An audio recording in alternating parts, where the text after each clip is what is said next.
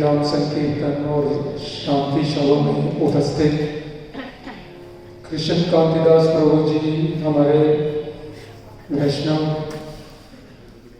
और रणछोड़दास प्रभु जी, मातृशक्ति, पितृशक्ति और आदि सभी भाई बहनों को मेरा प्रणाम। जैसे कि हम सब लोग जानते हैं कि हमारे माता जी 31 तारीख को अपना ये संसारिक यात्रा पूरी करते हुए इस नश्वर संसार को छोड़कर गोलोक धाम चले गए। आज हम लोग एकत्रित हुए हैं कि माता जी को श्रद्धांजलि देने के लिए और भगवान से प्रार्थना करने के लिए कि उनको अपने निज सेवा में लगाए, अपने परमधाम में रखें। वैसे तो माता जी के भाग्य के बारे में, उच्च भाग्य था माता जी का, हमारे रामायण में भी आता है कि जब काबुसंदी महाराज जी को गरुड़ पुराण जी ने सवाल किया कि कलयुग बढ़ रहा है, दुख बढ़ रहे हैं, तो इसमें लोगों का कल्याण कैसे होगा। तो उस समय काबुसंदी महाराज जी ने गरुड़ महाराज जी को बोला कि जिसको कलयुग में सत्संग मुहैया हो जाएगा वो भाग्यशाली होगा और सुखी होगा। तो हमारी माता जी को इससे भी बढ़कर जो माहौल मिला, 24 घंटे माता जी के घर में भजन कीर्तन होता रहता है, ये हम सब लोग जानते हैं। माता जी ने आंख खोलनी तो भजन चल रहा है, खा रहे हैं तो भजन चल रहा है। तो 24 घंटे में उनको हरिनाम संकीर्तन हो गया था और उन्होंने हम सब लोगों को भी कृपा की कि अपने घर में उन्होंने मंदिर बनाया और जो हम जैसे भक्त जी हैं उन सबको हरि नाम संकीर्तन करने का मौका दिया। तो जब माता जी ने अपना ये नश्वर शरीर त्यागा तो उस वक्त उनके पुत्र हमारे प्रभु जी, विद्याधर प्रभु जी, उनके सामने थे, जब चल रहा था और माता जी ने अचानक बोला कि पुत्र मैं जा रही हूं। तो प्रभु जी ने बोला, माता जी आप कैसे मत कहिए, आप हरे कृष्णा कहिए। तो माता जी ने बोला, हे पुत्र मैं हरे कृष्णा बोल रही हूं। और ये बोलते ही माता जी ने अपने जो श्वास है वो छोड़ दिए। तो ये इस तरह का जो एक शरीर त्याग करना, इसके लिए हमारे जो ऋषि मुनि है वो भी शरीर इस तरह से त्यागने को तरसते हैं। उस दिन माता जी ने एकादशी का व्रत रखा हुआ था, द्वादशी का समय चल रहा था जिस वक्त माता जी ने प्राण त्यागे। तो हमारे शास्त्रों में कहा जाता है कि इस तरह का जो देह त्याग है वो सच में ही गोलोक वृंदावन धाम का वास मिलने वाला है। तो आज हम सब लोग माता जी के लिए भगवान से प्रार्थना करेंगे, इस हरिनाम संकीर्तन में भाग लेंगे। वो तो गोलोक धाम में चली गई है, लेकिन भगवान से फिर भी प्रार्थना करेंगे क्योंकि अपने निज सेवा में लगाए और हमारे को जैसे वो यहाँ बैठे आशीर्वाद देते थे, हमेशा कहते थे पुत्र कि कीर्तन में आया करो, प्रसाद खा के जाया करो, सबको औरों को लेके आया करो। तो वहां से भी हमें वो आशीर्वाद देंगे कि हम इसी तरह हरिनाम संकीर्तन में लगे रहें और जो भगवान का काम है, जो उन्होंने हरिनाम संकीर्तन हमें ये दिया है और हम इसको आगे ज़्यादा से ज़्यादा फैला सकें। तो माता जी की इच्छा होती थी कि घर में संकीर्तन होता रहे, तो आज भी इसी तरह ही हम लोग ज़्यादा से ज़्यादा हरिनाम संकीर्तन करेंगे। तो आप सब लोग उसमें भाग लेंगे, यही माता जी को सच्ची श्रद्धांजलि होगी। हरे Krishna.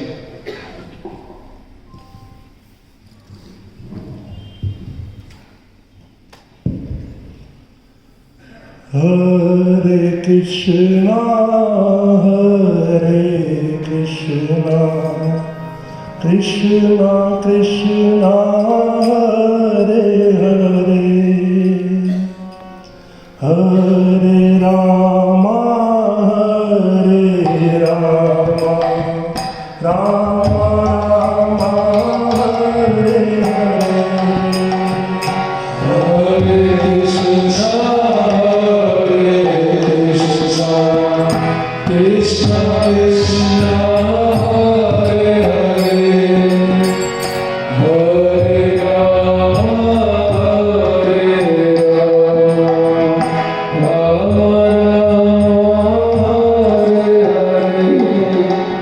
Hare Krishna, Krishna Krishna, Hare Hare, Hare Rama,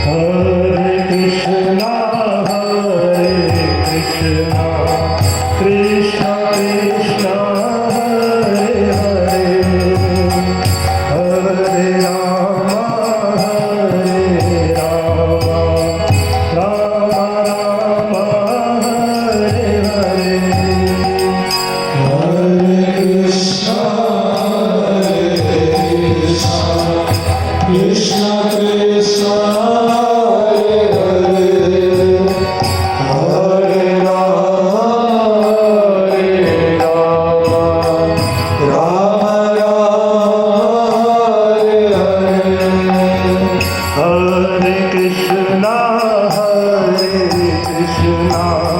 Krishna Krishna Hare Hare Hare Rama Rama Rama Hare Hare Krishna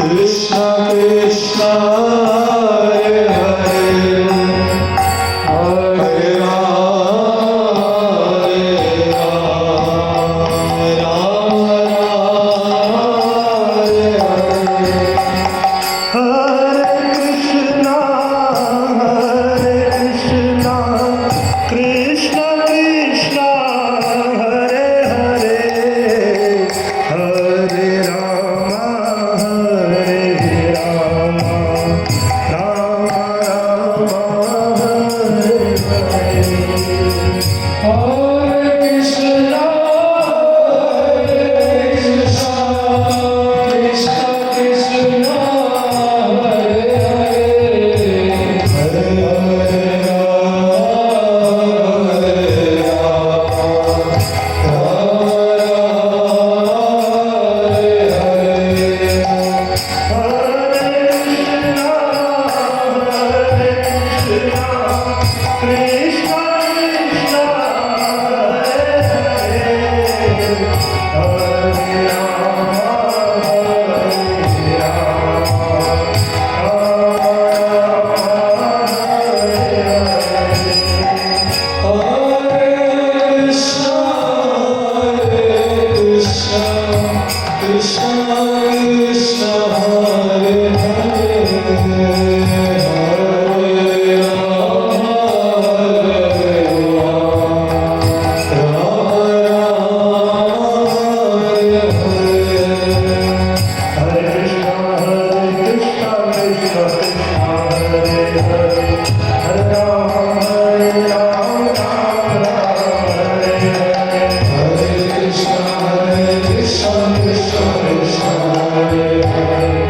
Hare Rama Rama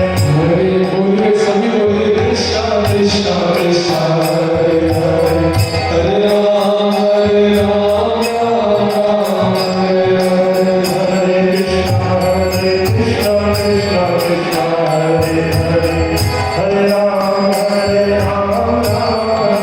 Hare Hare Hare Krishna Krishna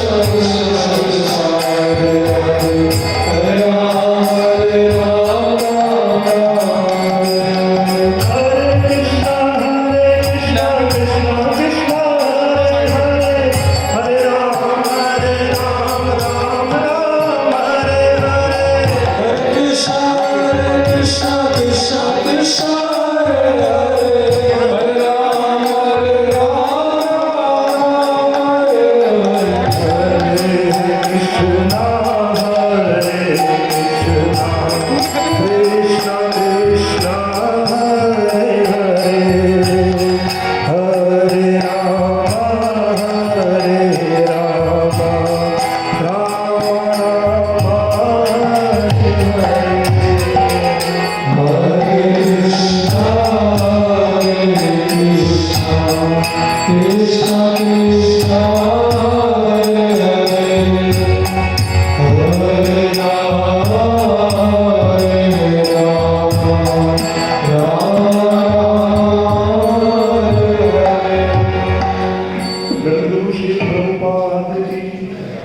आया है सो जाएगा राजा रंग फकीर एक सिंहासन चढ़ चले एक बांध जंजीर।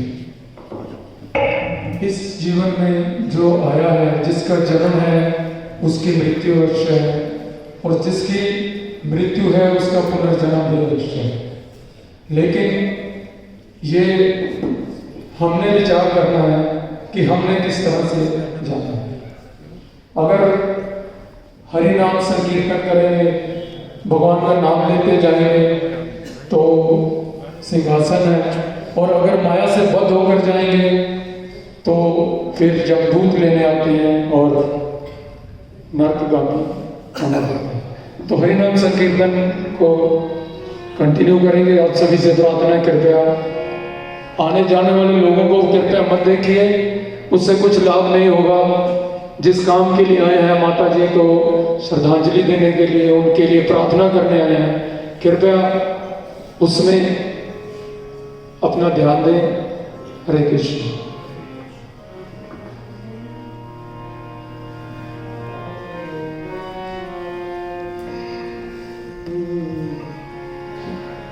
हरे कृष्णा कृष्णा कृष्णा हरे हरे, हरे राम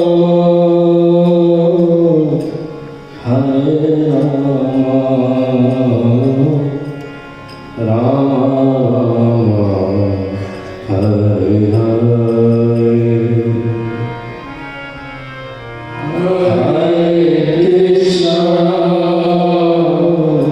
हरे कृष्णा कृष्णा कृष्णा हरे हरे, हरे राम हरे Hare Krishna, Krishna Krishna, Hare Hare, Hare Ram, Hare Ram, Hare Hare. Hare Krishna, Krishna Krishna, Hare Ram, Hare Ram, Rama Hare Hare, Hare Krishna, Hare Krishna, Krishna Krishna, Hare Hare,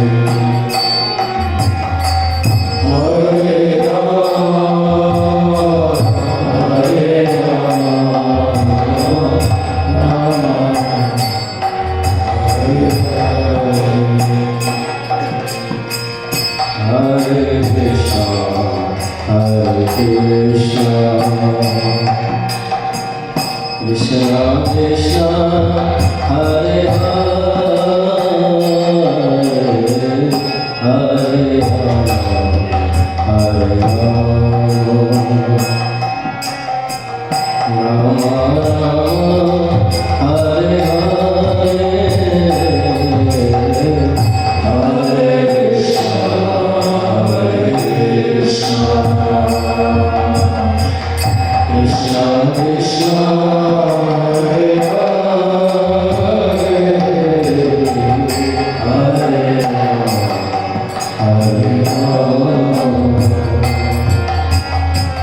Rama Rama, Hare Hare,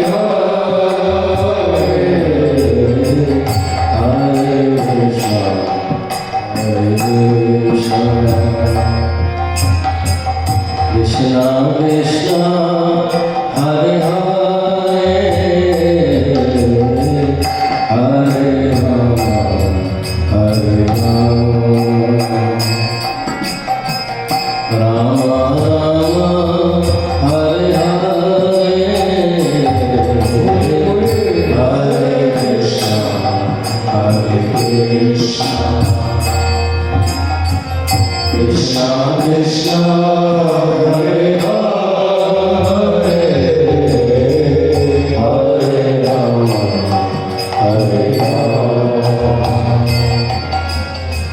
Rama Rama, Hare Hare,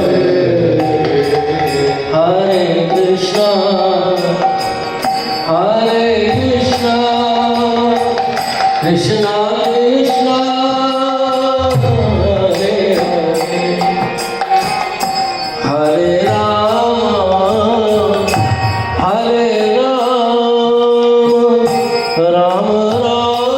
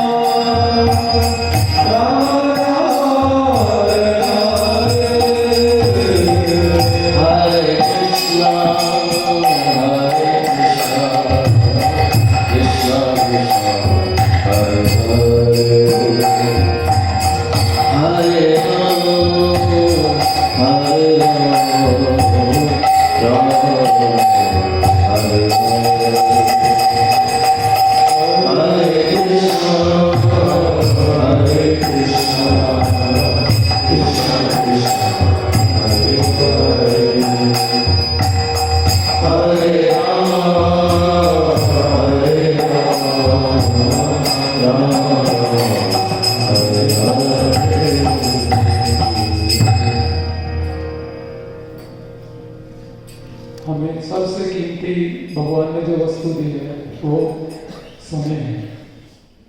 ये हमारे ऊपर है कि इसको हम अपने माया इकट्ठे करने में या अपने घर परिवार में लगा दें या अपने दुखों को याद करके बिता दें, ये हमारे पे है। लेकिन दुख हर एक को है, कोई ना कोई लगा हुआ। हमारे आचार्य लोग बोलते हैं कि मैं जाना दुख मुझको, दुख सवाया जब कोठे चढ़ के वेख्या कर कर योग। कोई तन दुखी, कोई मन दुखी, कोई धन बिन रहे उदास, थोड़े थोड़े सब दुखी, एक सुखी राम का दास। तो इस अपने समय को, जो कीमती समय है, इसको भगवान की सेवा में लगाएंगे तो जीवन भी आनंदमय होगा और मरने के बाद भी इसका हमें फल मिलेगा।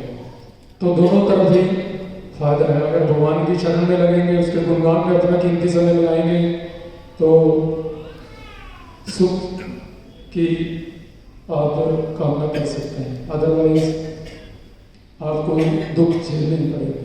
तो यही नाम से कीर्तन कंटिन्यू करते हुए आप सभी से फिर प्रार्थना है कि अपना पूर्णतः ध्यान अपनी जो जिस काम के लिए हम लोग आए हैं वो हरिनाम संकीर्तन में लगाइए।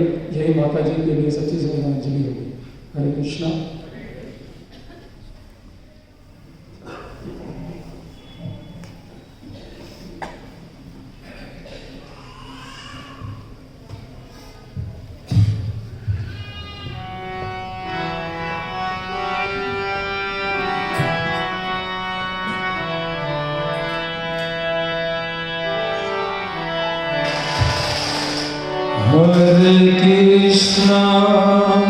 Hare Krishna, Krishna Krishna Hare Hare, Hare Rama, Hare Rama, Rama Rama, Hare Hare, Hare Krishna, Hare Krishna, Krishna Krishna, Hare Hare, Hare Rama, बोलिए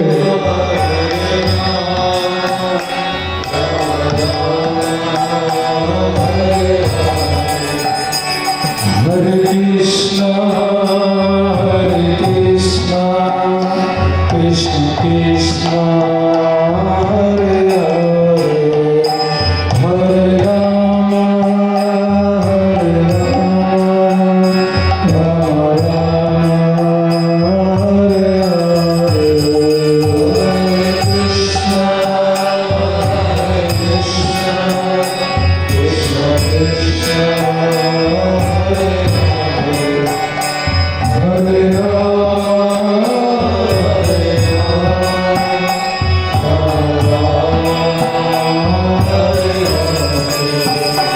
Hare Krishna, Hare Krishna, Krishna Krishna, Hare Hare, Hare Rama, Hare Rama, Rama Rama, Hare Hare, Hare Krishna, Hare Krishna, Krishna Krishna, Hare Hare, Hare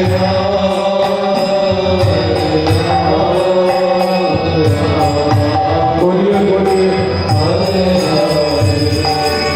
Hare Krishna, Hare Krishna, Krishna Krishna, Hare Hare, Hare Rama, Hare Rama, Rama Rama, Hare Hare,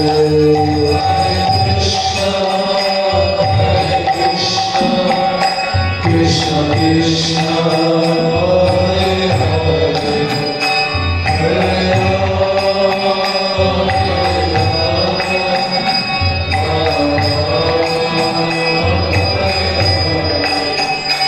Hare Krishna, Hare Krishna, Krishna Krishna, Hare Hare, Hare Rama, Hare Rama, Rama Rama, Hare Hare, जोर से बोलिए, Krishna, Hare Krishna, Krishna Krishna, Hare Hare,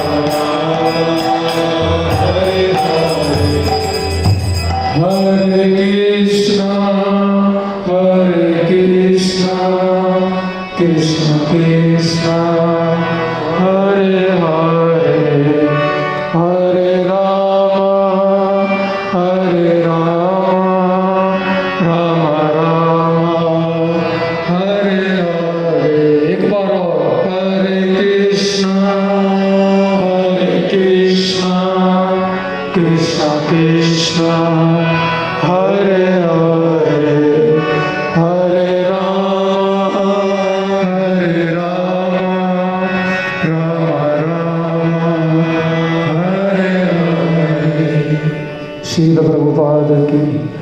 हमारी आंखें नम है कि हमारी माता जी हमारे बीच नहीं है, लेकिन एक ये जो हरिनाम संकीर्तन हो रहा है ये सब उन्हीं की देन है। तो उनका माता जी को भी कोटि कोटि धन्यवाद करते हैं, जो हम लोग इस संसार में शरण रहे थे, उन्होंने हमारे को इस हरिनाम संकीर्तन का रस दिया। श्री प्रभुपाद की।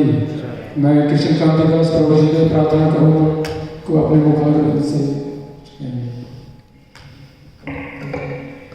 हरे कृष्णा कृष्णा कृष्णा हरे राम राम राम हरे हरे कृष्णा कृष्णा कृष्णा हरे राम राम राम हरे कृष्णा कृष्णा कृष्णा हरे राम राम राम हरे।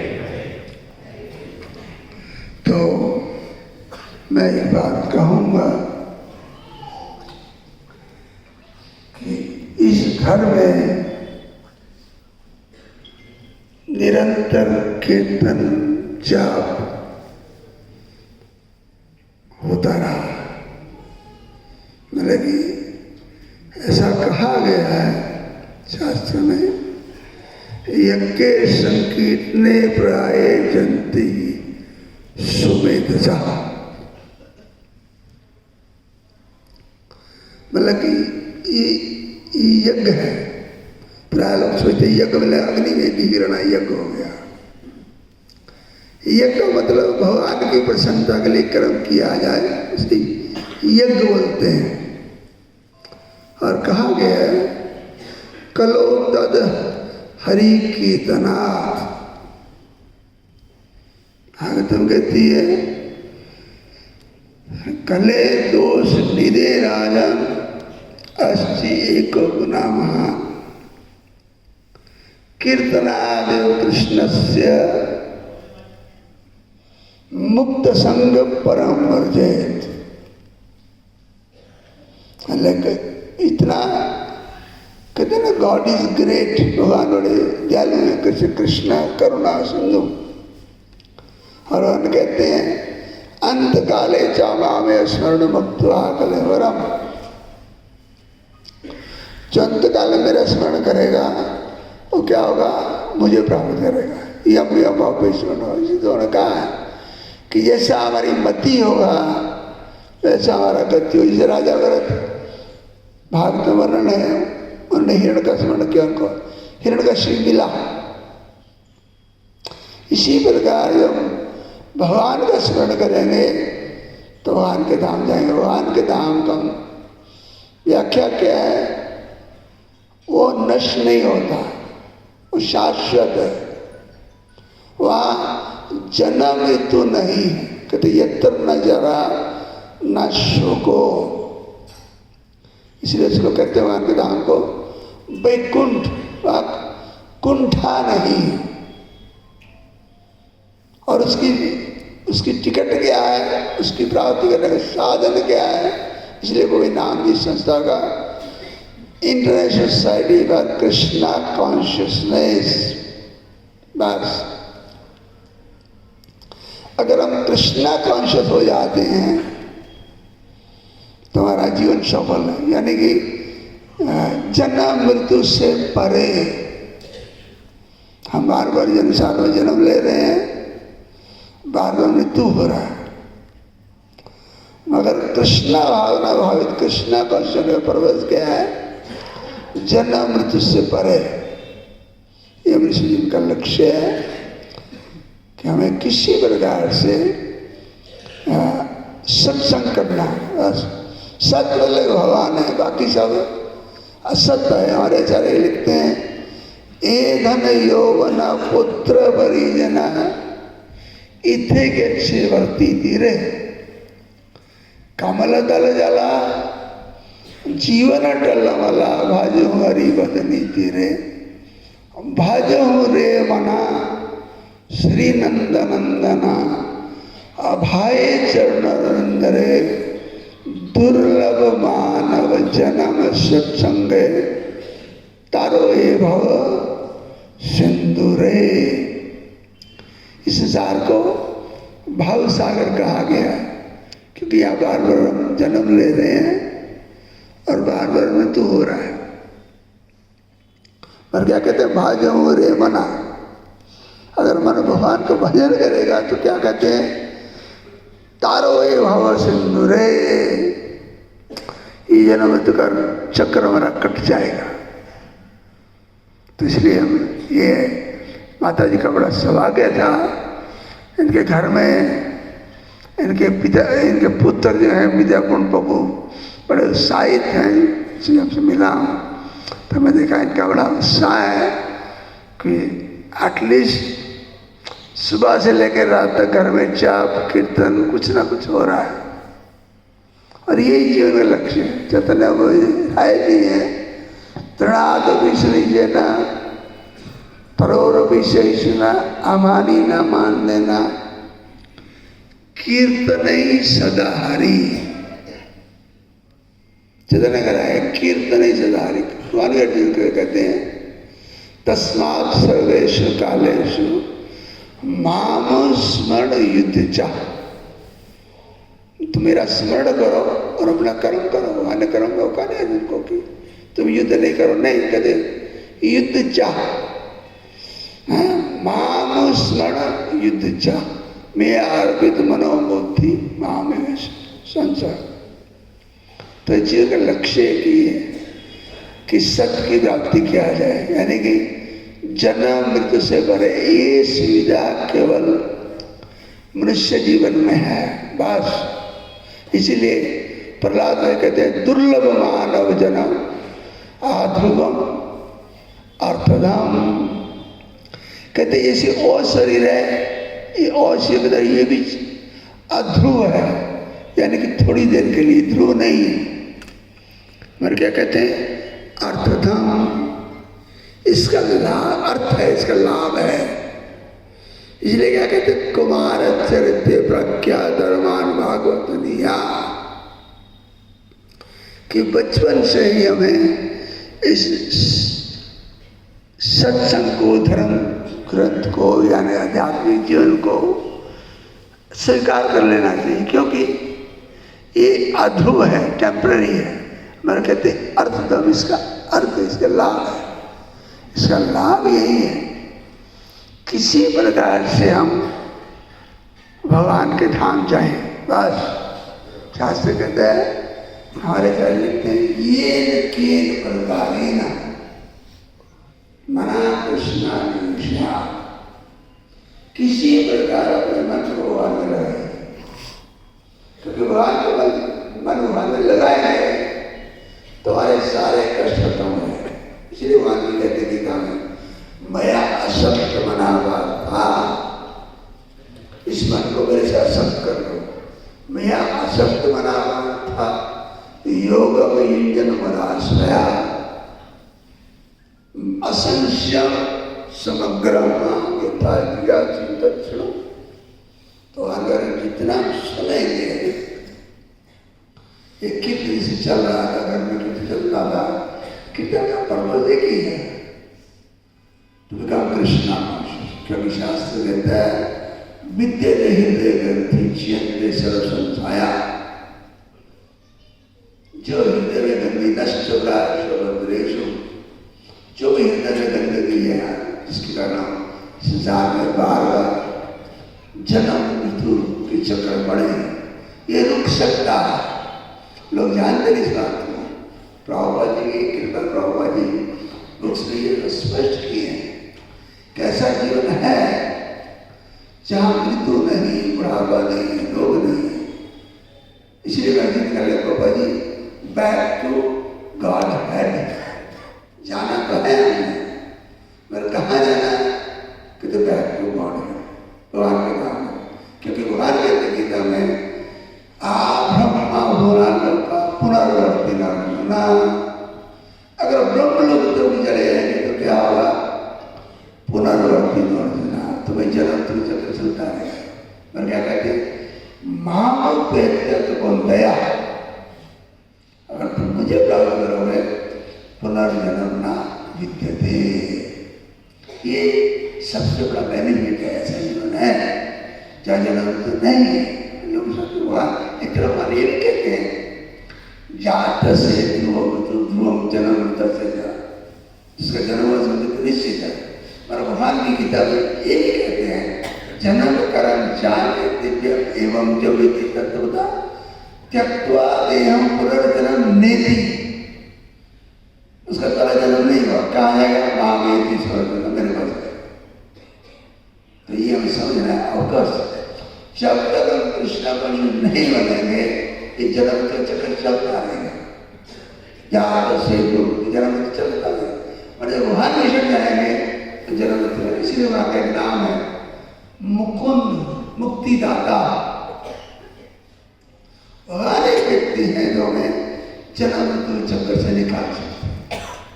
इसीलिए वहाँ कहते हैं, माम वेद सर्वधर्माण माम एकम शरणम व्रजा, अहम त्वां सर्वपापेभ्यो मोक्षामि मा शुचः। लक्ष्य किसी प्रकार से ये जन्म के चक्कर को रोक रहे। और ये माता जी का सौभाग्य था कि घर में कीर्तन या कुछ ना कुछ कृष्णा कृष्ण का चलता रहता प्रभाव। कहते हैं घर में जितने क्रिय बदलने की क्रिय के बोलो भाई है, कहते घर ही को उल्टा बनाएंगे, घर में बनाएंगे। बाबा जी कहते हैं, क्या बोल रहे हैं कि मैं कभी संन्यास नहीं लेता, मैं भी मान जाता। बोले कली की संन्यास वर्जित है। कली ने कहा कि जहाँ हो ही रहो, और क्या करो, भजन करो, स्थान स्थिता शुद्धि गताम तनुवाम मनो ही, चाहो वही रहकर भजन करो। कट करेंगे हर जगह दोष है। तो ये घर का वातावरण ऐसा सुंदर था इनका कि सुबह से लेकर रात तक केवल हरि नाम हो रहा है। और ऐसे घर में रहना, ऐसे वातावरण में रहना शिव का बड़ा सौभाग्य है। भागवत कहती है, ब्राह्मण भविते कौन भाग्यवान जी, भक्ति लता बीज, अगर भक्ति की मिल जाए, भक्ति का लता मिल जाए, भक्ति का बीज मिल जाए तो क्या है, ब्रह्मांड भ्रमित है कौन भाग्यवान जीव, भाग्यवान। क्योंकि सिद्धांत 12 मगर एक ये रास्ता है, भक्ति यार करेंगे धीरे धीरे हमारा चक्कर जुड़ेगा। सबसे बड़ी बात है कि प्रभु जी बोल रहे थे कि माता जी मुझसे बोले अरे कि मैं अब जा रही हूँ, ऐसा बोलना एक बड़ा अच्छा लक्षण है। जो पुण्य आत्मा है बता देते कि मैं श्री छोड़ूंगा, ये एक लक्षण है। जैसे कृष्ण देव की इच्छा करते थे जब चाहे तब श्री छोड़े, तो ये शास्त्र का जितना इतना आध्यात्मिक बुद्धि करेंगे तो ये इसलिए हम जान लेंगे कि हमें कब श्री छोड़ना, कब जाना, कब नहीं जाना, कहाँ जाना है। तो इसलिए जो भक्त है उसे पूर्ण ज्ञान है, क्योंकि भगवान पूर्ण ज्ञान है और भगवान भक्तों को कृपा करके ये चीज खड़ी बताते हैं। भगवान कहते गीता में मता समृद्धि ज्ञान अपोहनम चा सर्वस्य जामृति जलविष्टो। भगवान सबके हृदय बैठे हैं और उनका कार्य है जो ज्ञान में तो ज्ञान देते हैं, जो अज्ञान में रहना चाहता है और अज्ञान की ओर से नहीं आता, भगवान कहते मेरे से आता। मता स्मृति ज्ञान अपोहनम चा। हम बच्चे बोलते हैं ना, मैन प्रपोजेस गॉड डिस्पोजेस, या तो कहते हैं डिजायर एंड डिजर्व। हम कुछ भी इच्छा करते हैं और जितना हम डिजर्व करते योग्य है वहाँ देते हैं। इच्छा हम कुछ भी कर सकते हैं और देखते जितने योग्य हैं उतना वहाँ देते हैं। और कोर्स नेक्स्ट में लिखते रहो स्वामी जी कि जीव अगर एक कदम भगवान की तरफ चलता है तो भगवान उसकी तरफ 10 कदम आते हैं। यानी कि भगवान ज़्यादा उत्साहित है हमें अपने धाम ले आने। क्यों कि संसार में दुख है, इसलिए भगवान कहते हैं बार बार आता हूँ यदा यदा ये धर्मस्य ग्लानि भवति भारत। धर्म की ग्लानि यही है कि जो भगवान को भूल जाते हैं और आना थे किसी लिए धर्म स्थापना करने के लिए। स्थापना क्या है कि भगवान को स्मरण रखिए। इसीलिए पद्म पुराण कहता है always remember Krishna, never forget Krishna. 2 बातों में सारे डूज एंड डोंट्स आ गए, ये पद्म पुराण का वाक्य है। इसलिए नाम दे कृष्णा कॉन्शियसनेस। अगर हम कृष्णा को जाएंगे तो भगवान गीता में कहते हैं जो मेरा भक्त है मदचिता मदगत प्राणा बोध्यंश परस्परम कथ्यंश माम नित्यम तुष्यन्ति जा रमन्ति जा। जो मेरा भक्त है कथ्यंश माम नित्यम, इसका पहचान है और दूसरी बात नहीं करेगा। उसका एक ही मत, जैसे परीक्षित महाराज शुद्ध मिले 7 दिन कोई और चर्चा नहीं, केवल कृष्ण कथा हो। ये टेस्ट है, ये टेस्ट है। शास्त्र कहता है कि भगवान का कथा कीर्तन करो, कीर्तन ही सदा हरे। और ये घर का वातावरण था, माता का सुबह कहता तो ये विद्यापुर बाबू जी का उत्साह था। देखा इनको इनका उत्साह था, उत्साह से देखिए कि सब कुछ बढ़िया हो गया। और मुझे कह रहे हैं कि माता जी कह रही मैं जा रही हूँ, अरे ये अच्छा एक लक्षण है।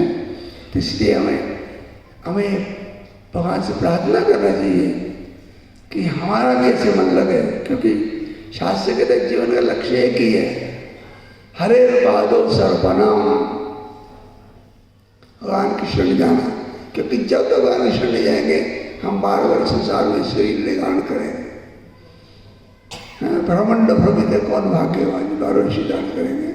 तो ये हमारे लिए माता जी तो गई, हमारे लिए भी प्रेरणा है कि हम भी भजन करें और जाने की तैयारी करें। हरे कृष्ण। हरे कृष्ण। मैं थोड़ा सा प्रभु जी को प्रार्थना करूंगा कि वो हरि नाम तो कुछ बोलेगी।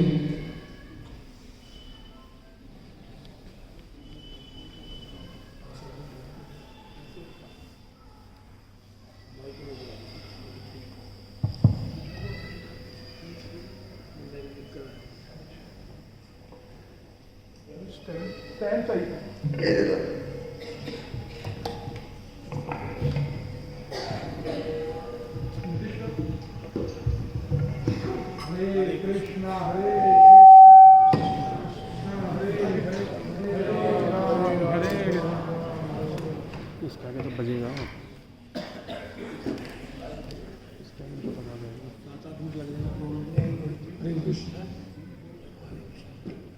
हरे कृष्णा।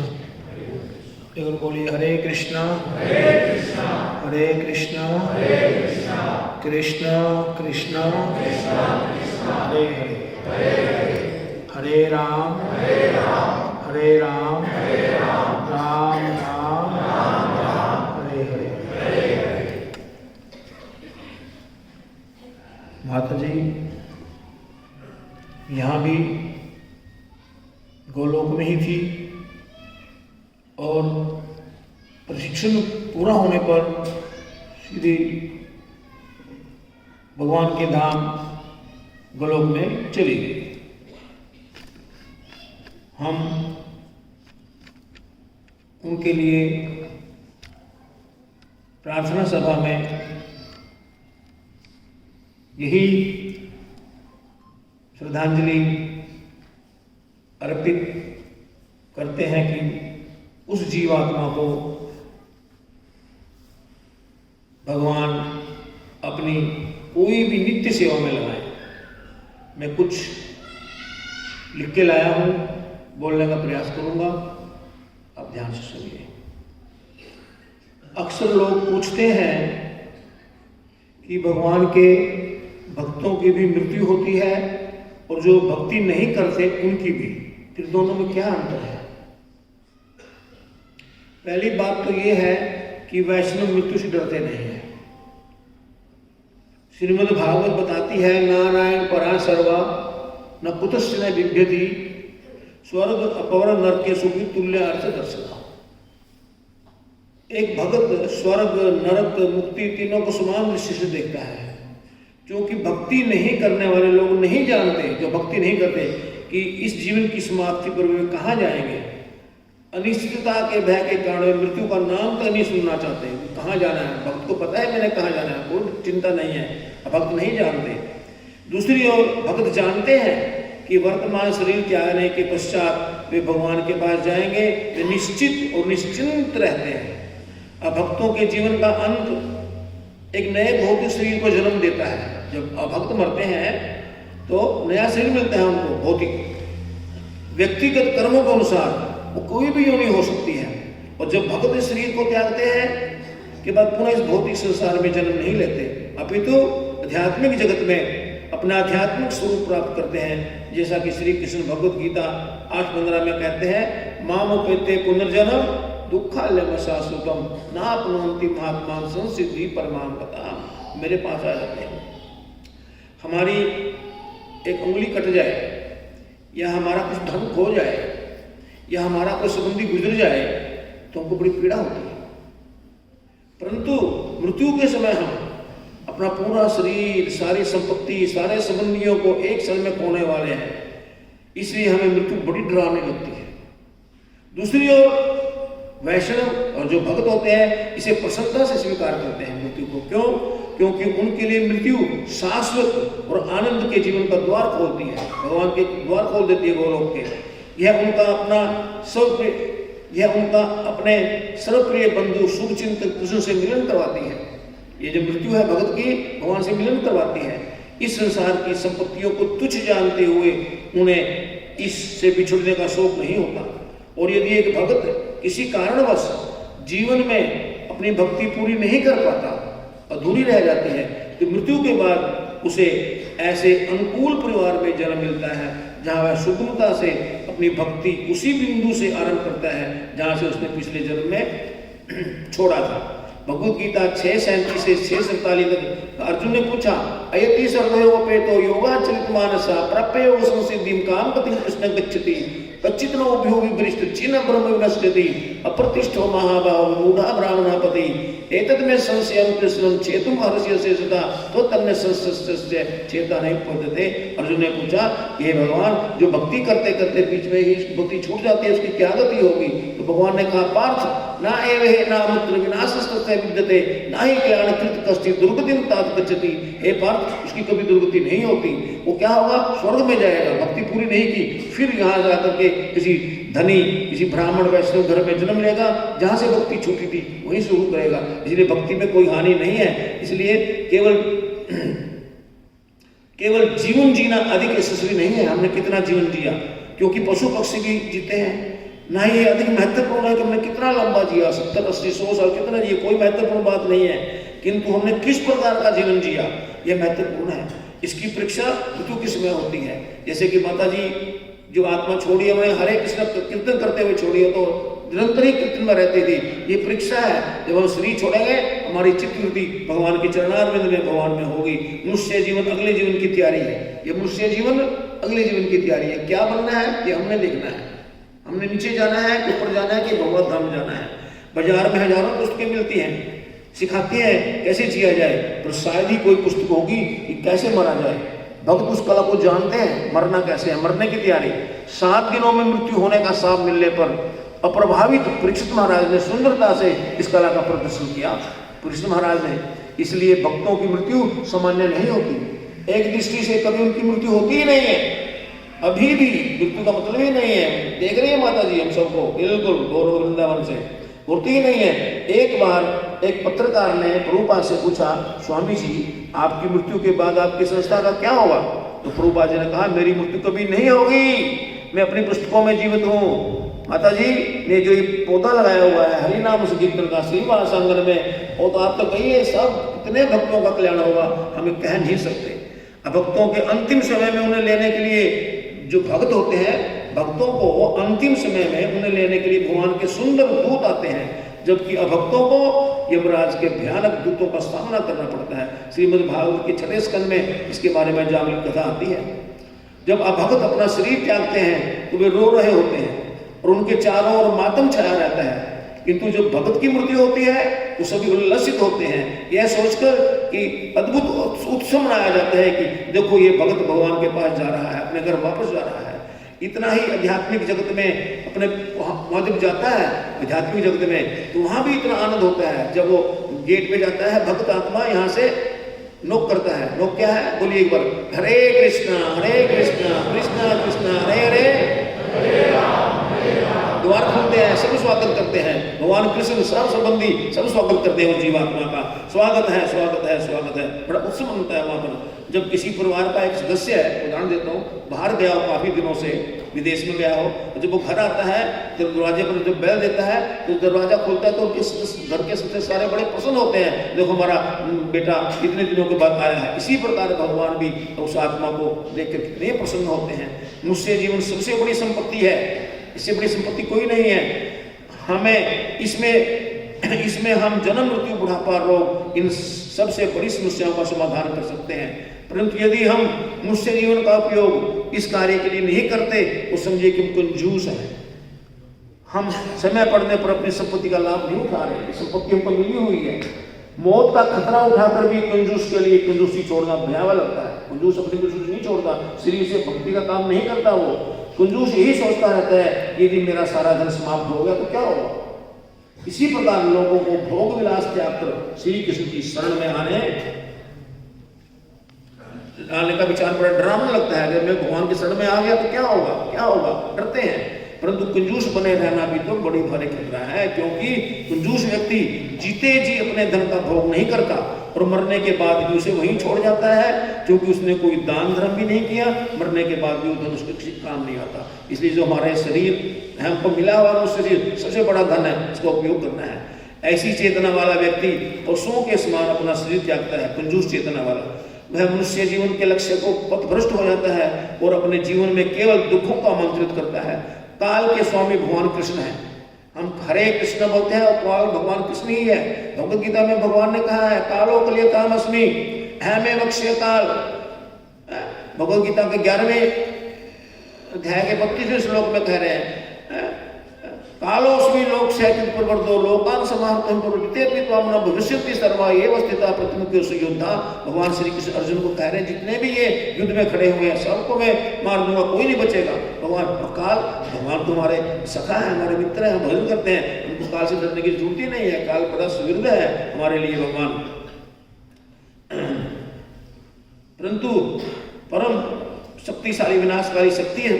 काल एक शक्ति है, हम भी भगवान की शक्ति हैं। जिस प्रकार श्री कृष्ण की कोई भी शक्ति हमें आनंद प्रदान करती है, कोई शक्ति हमारा मार्गदर्शन करती है, कोई शक्ति हमारी सहायता करती है, भगवान की शक्तियां करती है, उसी प्रकार उनकी विनाशकारी शक्ति भी हमारा कल्याण ही करती है।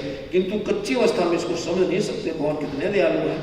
इसलिए जीवन में इस काल का प्रभाव देखकर हमें भयभीत या विचलित नहीं होना चाहिए, घबराना नहीं चाहिए। काल के रूप में श्री कृष्ण भक्तों तथा भक्तों दोनों के साथ व्यवहार करते हैं। अंतर कितना है बिल्ली की भावना का। देखिए, बिल्ली अपने मुंह में चूहे को पकड़ती है, उसी से अपने बच्चे को पकड़ती है। चूहे के लिए वह मुख मृत्यु की वेदना है और उस बिलोटे के लिए ममता की पराकाष्ठा है। इसलिए भक्त जब मृत्यु आती है वो आनंदित होते हैं, दुखी नहीं होते। वो हरे कृष्णा कृष्णा कृष्णा बोलते हरे राम। अपना सिर बहुत लंबा है, शोट कर रहा हूँ मैं तो, हाँ तो श्री छोड़ते हैं। माता जी तो भगवान के धाम में गई हैं, उनके लिए शोक वाली बात नहीं है। हम तो यही प्रार्थना करते हैं कि वो हमारे ऊपर कृपा बरसाती रहे। हरे कृष्णा।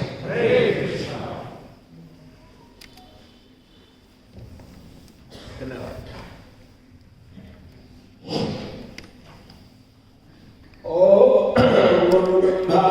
विष्णु गुरुदेव महेश्वरा गुरु साक्षात् परम ब्रह्म तस्मै श्री गुरुवे नमः।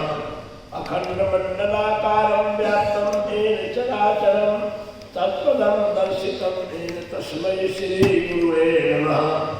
गजाननं भूतगणाधिसेवितं कपिध्वजम्बूफलचारुभक्षणम् उमासुतं शोकविनाशकारिणं नमामि विघ्नेश्वरपादपङ्कजं नमामि विघ्नेश्वरपादपङ्कजं। गुरु वृंदावन बिहारी लाल की जय। समय पूरा हो गया है। समय किसी की प्रतीक्षा नहीं करता, लेकिन कोई बात नहीं, माता जी बड़ी भाग्यशाली है। नाना प्रकार के भगवान कृष्ण के भक्त इतने इकट्ठे हुए माता को पुष्पांजलि देने के लिए, तो उनकी आत्मा को कोई कष्ट नहीं होगा। और अगर इसी बात में 2-4 मिनट लेट हो जाए भगवान की चर्चा में, तो मैं क्षमा कहता हूँ, सभी लोग घबराए नहीं, बिल्कुल समय से ही काम हो जाएगा। एक पन्ना पढ़ना मेरे भगवान बोले कि हे करो, मैंने सबका उदय क्रिया की कथा तुम्हें सुनाई। 10 दिन के अंदर सुनने से ये सब पापों से मुक्त हो जाता है। जो अपने माता पिता के दिवंगत होने पर औषधि क्रिया करता है, 10 दिन के भीतर उनकी अस्थियों को गंगा जी में प्रवाहित करता है और गरुड़ पुराण के पाठ को श्रवण करता है, तो वो सब उनकी आत्मा मुक्त हो जाती है। पितरों का यह परलोक संबंधी कर्म मुक्ति को देने वाला है, पुत्र की मनोकामनाओं को करने वाला है, सुखदायक है। जो नास्तिक व्यक्ति नरों में अधर्म अवैधिक कर्म अपने माता पिता का नहीं करते, उनका जल स्पर्श किया हुआ छुआ हुआ उनका जल ग्रहण नहीं करना चाहिए, क्योंकि वो मदिरा के समान हो जाता है, इसमें संदेह नहीं है। इसलिए देवताओं और पितर उसके घर को देखते नहीं है, तभी पितर दोष लग जाता है। जिसके घर में पितृदोष लग गया, यानी पितरों की आत्मा जिनकी मुक्ति नहीं पाई भटक रही है, फिर उस घर में बरकत नहीं होती। तो भगवान जी कहते हैं कि उनके कोप से पुत्र पौत्र दुर्गति को प्राप्त होते हैं। ब्राह्मण क्षत्रिय वैश्य शूद्र या अन्य कोई भी प्रेत क्रिया को नहीं करते, उन्हें चांडाल समझना चाहिए। प्रेत कर्म को जो सुनाता है सुनता है, दोनों पापाचारी होने पर भी मुक्त हो जाते हैं। भगवान जी कहते हैं कि जो माता पिता के मृत होने पर गरुड़ पुराण सुनता है, उसके माता पिता मोक्ष प्राप्त होते हैं और वो पुत्र संतति वाला होता है, बेटा बेटी सब परिवार उसके संपन्न होता है भगवान की कृपा से। जिसने गरुड़ पुराण नहीं सुना, गया में जाकर के अपने पितरों को श्राद्ध नहीं दिया, पिंडदान नहीं किया और मृखोत्सर्ग नहीं किया अपने पितरों के कल्याण के लिए, जिसने बछड़ा को साल बना के नहीं छुड़वाया और वार्षिक श्राद्ध जिसने नहीं किया, उसको पुत्र कैसे कहा जाएगा? वो 3 ऋणों से मुक्त है। कैसे होगा? जब हमारा जन्म होता है, हम माता के गर्भावस्था में पेट में होते हैं, 9 महीना बड़ा भीषण कष्ट सहन करके हमें जन्म देती हैं। दूसरा जन्म होता है कि कम समय, तो माता का और इसी प्रकार पिता का पालन पोषण करने में उनके ऋण लग जाता है।